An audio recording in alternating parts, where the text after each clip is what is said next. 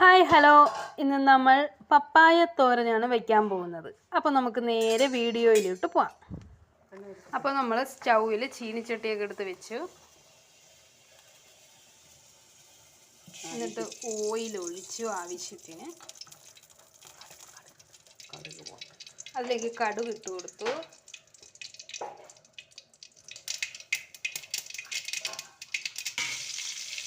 അതിലേക്ക് വറ്റൽമുളകും ചെറിയ ഉള്ളിയും അരിഞ്ഞിട്ട് കൊടുത്തിട്ടുണ്ട്. എന്നിട്ട് നന്നായി ഇളക്കി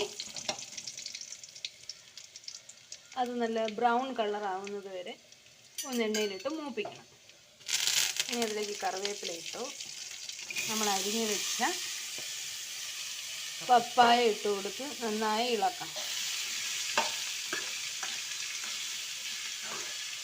ആവശ്യത്തിന് ഉപ്പും കൂടെ അതിലിടുവേ.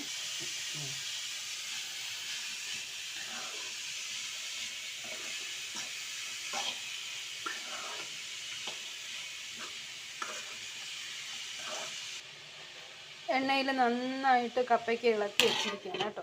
ഇപ്പം നമ്മളത് അടച്ചു വെച്ചു, അതൊന്ന് വെന്ത് വരട്ടെ. ഇടയ്ക്കിടയ്ക്ക് നമ്മളിത് ഇളക്കി കൊടുക്കണം കേട്ടോ. ഇതിനകത്തുള്ള വെള്ളം ഒന്ന് തോർന്നു വരാനാണ്.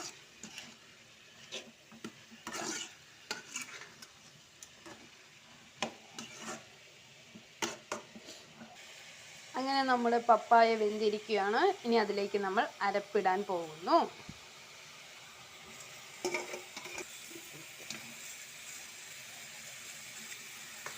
അരപ്പിട്ട് നന്നായി ഇളക്കണം.